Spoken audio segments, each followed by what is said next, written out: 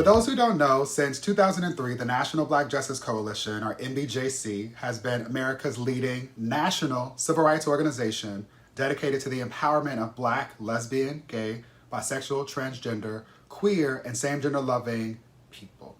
Our work includes supporting people living with HIV/AIDS through coalition building, federal policy change, research, and education. Our mission, it's simple. It's to end racism, homophobia, transphobia, and the LGBTQ plus SGL bias and stigma that prevents so many of us from being.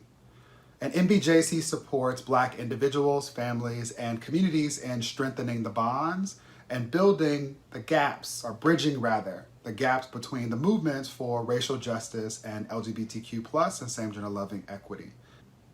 We envision a world where all people are fully empowered to participate safely, openly, and honestly in faith, family, and community, regardless of race, class, gender identity, or sexual orientation or expression.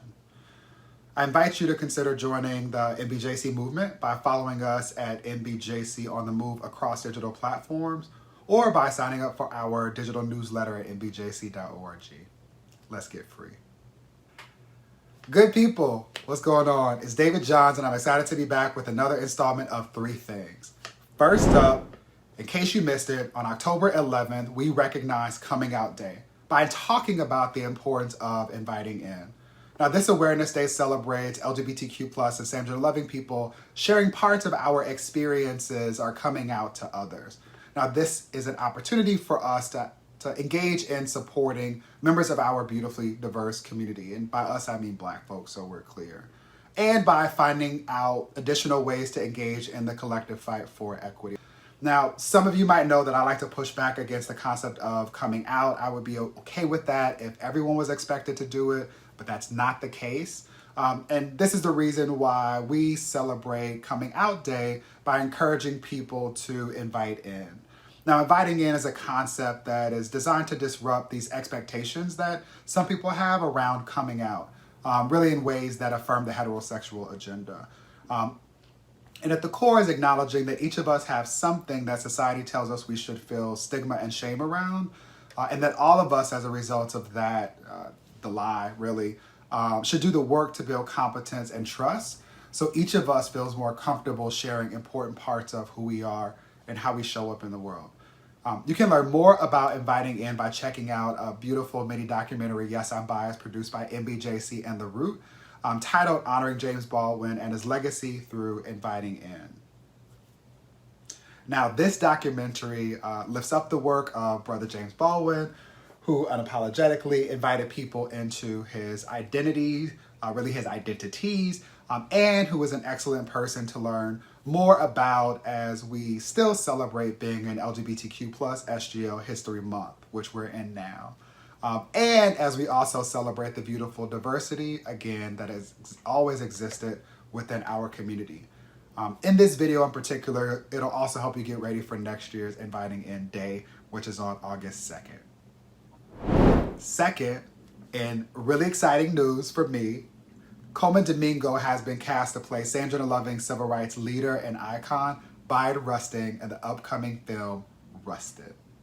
Now, this film will cover in part the obstacles that Brother Bayard faced in organizing the 1963 March on Washington. Now, for those who don't know, and I don't know how you could not know at this point, but Brother Colman Domingo is known for his roles in things like Ma Rainey's Black Bottom and If Beale Street Could Talk, and more recently in Candyman. And he also happens to be a same-gender loving man.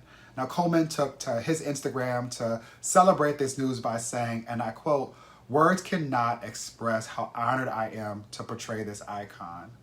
Bayard Rustin is a personal hero." He also went on to say how much he was excited about the good trouble that he and the cast were going to get into. You just have to love the reference to Brother John Lewis. Now, you might have noticed, if you've watched any of these videos in the past, that Bayard Rustin is also a personal hero of mine. So this is a highly anticipated film for me, and I'm thrilled to see a talented brother like Colman Domingo in the role of Bayard Rustin.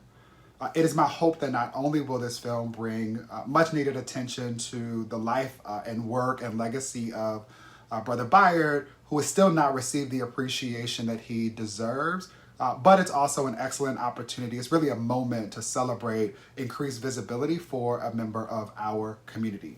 And I'm already planning my watch party.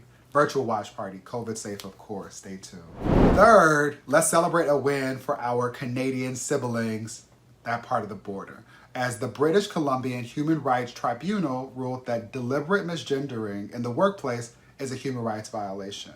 Now, all of this came out of a case that ruled in favor of a non-binary and gender-fluid restaurant worker whose former employer intentionally used incorrect pronouns and gender nicknames when referring to them.